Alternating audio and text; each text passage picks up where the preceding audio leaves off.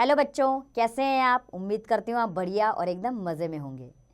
बच्चों, आज हम पढ़ेंगे काल यानी टेंस। चलिए देखकर पढ़कर हम समझते हैं। आदित्य दिल्ली गया था, आदित्य दिल्ली जा रहा है, आदित्य दिल्ली जाएगा। तो बच्चों, काल का अर्थ है समय। तो उपयुक्त वाक्यों में क्रिया के अलग अलग रूपों से उसके होने का बोध हो रहा है।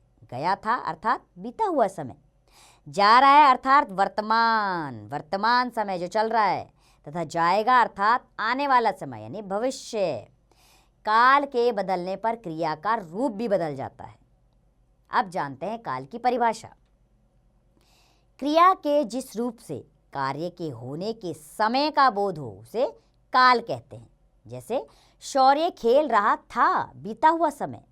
शौर्य खेल रहा है, वर्तमान समय। शौर्य खेलेगा, आने वाला समय। अब जानते हैं काल के भेद कौन से होते हैं। काल के 3 भेद होते हैं: भूतकाल, वर्तमान काल और भविष्यत काल। भूतकाल सबसे पहले पढ़ेंगे हम। भूतकाल क्या होता है? भूत बीता हुआ, काल समय अर्थात बीता हुआ समय। लाल बहादुर शास्त्री भारत के प्रधानमंत्री थे, यानी कि प्रधानमंत्री थे है नहीं। माँ ने खाना खा लिया है, भूतकाल। बच्चों, पिछले पृष्ठ में दिए गए वाक्यों में थे और खा लिया शब्दों से क्रिया के बीते हुए समय में होने का बोध हो रहा है। अब जानते हैं भूतकाल की परिभाषा। क्रिया के जिस रूप से उसके बीते हुए समय में होने का बोध हो उसे भूतकाल कहते हैं। अब दूसरा है वर्तमान काल। वर्तमान अर्थात जो चल रहा समय है। बच्चे खेल रहे हैं, वर्षा हो रही है। बच्चों इन वाक्यों में रहे हैं और रही है शब्दों से क्रिया के चल रहे समय होने का बोध हो रहा है, यानी ये क्रिया अभी हो रही है, वर्तमान काल में हो रही है।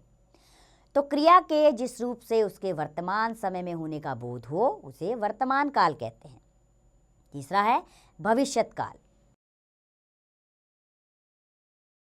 भविष्यत अर्थात आने वाला समय, जो भविष्य में होने वाला है। सचिन अपना जन्मदिन मनाएगा, यानी जब उसका जन्मदिन आएगा तब वो मनाएगा। शिवानी अपना गृह कार्य करेगी, यानी शिवानी ने अभी गृह कार्य नहीं किया, वो अब करेगी।